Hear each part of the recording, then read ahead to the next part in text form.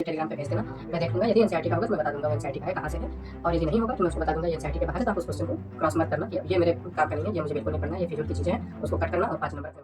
So hello everyone, my self Aman Singh, first of MBBS student at KGM Lucknow. तो आज के video का डिस्कशन ये है कि ये जो लास्ट के 20 डेज बचे हुए हैं नीट 23 के एग्जामिनेशन में, इसमें अपना बायो के लिए अप्रोच क्या होना चाहिए। ठीक है, तो बायो के लिए सबसे पहले बात करें तो देखो, सबसे अच्छी बात, सबसे इम्पॉर्टेंट बात यह है कि आपको एनसीईआरटी ही पढ़ना है। ठीक है, आपको एनसीईआरटी ही पढ़ना है, एनसीईआरटी के बाहर का कुछ भी नहीं पढ़ना है। ठीक है, जैसा कि मैं अपने सारे वीडियो में बार बार बोलता हूँ, एनसीईआरटी के बाहर से कुछ नहीं पूछता, तो आपको एनसीईआरटी के बाहर का कुछ भी नहीं पढ़ना। तो ये वीडियो वैसे भी उतनी ज़्यादा एक्सप्लेन होगी नहीं इसमें, क्योंकि ये वीडियो उतनी लंबी बन नहीं पाएगी, क्योंकि इसमें ज़्यादा कुछ कहने को है नहीं। क्यों? क्योंकि आपको बायो में सिर्फ एनसीईआरटी ही पढ़ना है। एनसीईआरटी के छोटे छोटे पॉइंट को आप जितनी बार पढ़ के चीज़ों को जितनी बार नोटिस करने की कोशिश करेंगे और उसको नोटिस करेंगे, उतना ही आपके लिए बेनिफिशियल होगा। और जैसे कि पिछले बार का देखें तो क्या मतलब असर्शन रीजन और स्टेटमेंट वाला क्वेश्चन देके काफ़ी लंबा पेपर कर दिया था। तो असर्शन रीजन या स्टेटमेंट वाले क्वेश्चन आपके तभी सही होंगे जब आपकी एनसीईआरटी की लाइनें एकदम क्लियर हो, क्योंकि ये आप भी देखे होंगे, आप पेपर एनालाइज करेंगे तो ऐसा देखेंगे कि जो सारे क्वेश्चंस असर्शन रीजन या स्टेटमेंट वाले क्वेश्चन है, उसमें जो स्टेटमेंट्स हैं वो प्योर एनसीईआरटी की लाइन है। ठीक है, तो एनसीईआरटी की तरफ आपको काफ़ी स्ट्रिक्ट रहना है। 2019 के बाद से जितना भी पेपर हुआ है आप देख लो, एनसीईआरटी के बाहर का कुछ नहीं आता है। ठीक है, और तो अब आपको करना क्या है इस समय, तो पीवाईक्यू के चक्कर में ज़्यादा मत पड़ना, क्योंकि 2019 के पहले यदि जा रहे हो तुम, ठीक है, तो उधर आपको मतलब काफ़ी एक्स्ट्रा चीज़ें मिलेंगी जो आपके पीवाईक्यू में होगा, तो उसको देख के यदि आप बाहर का पढ़ने लगे तो कोई मतलब नहीं है, क्योंकि अब एग्ज़ाम का पैटर्न बदल चुका है। ठीक है, तो हमको अपनी तैयारी उस तरीके से करनी है जैसा एग्जामिनर हमसे पूछ रहा है, उस तरीके से नहीं करनी है जैसा पहले पूछा गया है और वही कोचिंग में पढ़ाया जा रहा है, वही हर जगह पढ़ाया जा रहा है, तो उस हिसाब से अपनी तैयारी नहीं करनी है।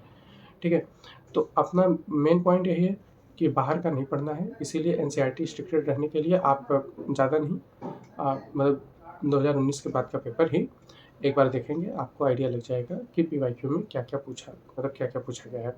और एक बार ज़रूर से 2022 का पेपर उठा के देख लेना, काफ़ी लेंदी पेपर था, काफ़ी स्टेटमेंट बेस्ड क्वेश्चन था, तो उसके लिए आपको एनसीईआरटी की लाइन मतलब याद होनी चाहिए। तो आप कोशिश करो कि जितनी बार एनसीईआरटी इस समय रीड कर सकते हो करते रहो। अपनी ऑडियो बुक बना सको तो बना लो, और उसमें वैसे मतलब कि चीज़ों को पॉइंट्स को रिकॉर्ड कर लो और फिर उसको सुनो बार बार। ठीक है, और हाइलाइटर ले लो। ठीक है, बुक ले लो अपनी 2-3 कलर के हाइलाइटर ले लो, जो नॉर्मल पॉइंट हैं उनको किसी और कलर से करते जाओ, जो अच्छे पॉइंट मिले उसको मतलब डार्क वाले हाइलाइटर से हाईलाइट कर दो। ठीक है, तो कोशिश करना कि इधर लास्ट के 20 दिन में एक बार 2 बार अपनी एनसीईआरटी 11th-12th की रीडिंग कर लेना। ठीक है, यदि आपके नोट्स बहुत अच्छे हैं, मतलब अच्छा इन द सेंस कि यदि आपके नोट्स में सिर्फ एनसीईआरटी पढ़ाई गई है, बाहर की चीज़ें नहीं पढ़ाई गई है, तभी आप उसको रेफर करिएगा। यदि उसमें बाहर की चीज़ें हैं तो उसको अब मत करिएगा। ठीक है, बाहर की चीज़ें जो याद है उसको रहने दीजिए, लेकिन लास्ट टाइम में कुछ भी बाहर का मत पढ़िएगा।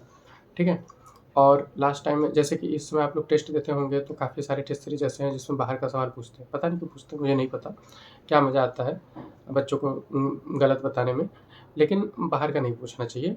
तो आप यदि टेस्ट दिए, मतलब आपने आज टेस्ट दिया, उसमें आपके बायो के 4 सवाल गलत हो गए, तो आप पहले तो उसको रेक्टिफाई करो कि मतलब ये एनसीईआरटी का है कि नहीं। ठीक है, इसके लिए मैं एकदम श्योरली बता रहा हूँ, इसके लिए आप मेरे टेलीग्राम पे पोस्ट कर देना, वो मैं बता दूंगा आपको कि वो चीज़ एनसीईआरटी की है या नहीं है। ठीक है, इतना मैं बता दूंगा। तो जैसे आप पेपर देके आए और आपने अपना पेपर एनालाइज किया, और एनालाइज करते समय आपको सॉल्यूशन भी मिलता है, तो आप एनालाइज करते जाओगे, जो चीज़ें आपने गलती किया है उसको बार बार आप देखोगे एनसीईआरटी पलट पलट के कहाँ दिया था ये चीज़, तो आप उसको देखोगे, आपको मिलेगा, आप वो लाइन पढ़ोगे, वो टॉपिक पढ़ोगे, फिर आप अपने सवाल को देखोगे कि अच्छा हाँ, ये चीज़ हमसे छूट गया था, ये चीज़ भूल गया था, इसलिए हमसे गलती हो गया, तो वो कर लेना। और यदि एनालाइज करते समय आपको मतलब पेपर जब आपने सॉल्व किया था, और तो उसमें क्या हुआ कि आपने मतलब कि कुछ क्वेश्चन ऐसे थे जो आपसे नहीं बने, आपको उस समय भी लगा कि एनसीईआरटी के बाहर है, आप घर आके एनसीईआरटी में खोजे, आपको फिर लगा कि एनसीईआरटी के बाहर है, लेकिन ऐसा भी हो सकता है कि वो पॉइंट कुछ ऐसा हो जो आपसे छूट गया हो। तो वो आप मतलब मेरे टेलीग्राम पे भेज देना, मैं देख लूँगा। यदि एनसीईआरटी का होगा तो मैं बता दूँगा वो एनसीईआरटी का है, कहाँ से है, और यदि नहीं होगा तो मैं उसको बता दूँगा ये एनसीईआरटी के बाहर है, तो आप उस क्वेश्चन को क्रॉस मार्क करना कि अब ये मेरे काम का नहीं है, ये मुझे बिल्कुल नहीं पढ़ना है, ये फिजूल की चीज़ें हैं, उसको कट करना और 5 नंबर अपने मार्क्स में जोड़ देना, ठीक है? तो बाहर की चीज़ बिल्कुल मत पढ़ना। और एनसीईआरटी बार-बार उठा के एक बार, जैसे एक बार आपने उठाया ऐसे समराइज़ करने के लिए, डेटा-वेटा पूरा लिखते चलो, हर पेज का लिख-लिख के याद करो तो याद हो जाता है। जैसे बायोडायवर्सिटी चैप्टर है, उसमें खूब ढेर सारा डेटा है, तो उसको याद कर लेना। मॉलिक्यूलर बेसिस ऑफ इनहेरिटेंस में आपका वो ह्यूमन जीनोम प्रोजेक्ट वाला डेटा सबको भूल जाता है, तो उसको बार-बार, मतलब ऐसे जो चीज़ें बार-बार भूल रही हैं, फर्स्ट चैप्टर में 12th वाले में वहाँ पे क्रोमोसोम नंबर दिया है, ऑफियोग्लोसम वगैरह का, तो वो सब भी है। मॉर्फोलॉजी आपकी याद करने लायक है, एनाटॉमी याद करने लायक है। तो जो भी चीज़ें हैं आप उसको पढ़ते चलो, याद करते चलो, और एनसीईआरटी ही पढ़ो, ठीक है? बाहर का कुछ भी पढ़ने की ज़रूरत नहीं है। शॉर्ट में मैं बस यही कह रहा हूँ। और पीवाईक्यू में मत जाना, बाहर का मत जाना, ठीक है? पीवाईक्यू में मतलब 2019 के पहले का पीवाईक्यू मत देखना, और एनसीईआरटी पढ़ो, बस एनसीईआरटी पढ़ो, टेस्ट दो, टेस्ट में जो गलती करो उसको आके एनसीईआरटी में खोजो और देखो उस टॉपिक को, जैसे जिस टॉपिक से आपका सवाल गलत हुआ है उसको आओ, उस टॉपिक को पढ़ो, फिर देखो कि अच्छा ये तो हमको नहीं मिला, या फिर मिल गया, अच्छा ये छूट गया था। यदि नहीं मिला तो क्या ये एनसीईआरटी के बाहर का है, उसको यदि आपसे कंफर्म नहीं हो पा रहा है तो हमें बताओ, मैं बता दूंगा, ठीक है? Thank you.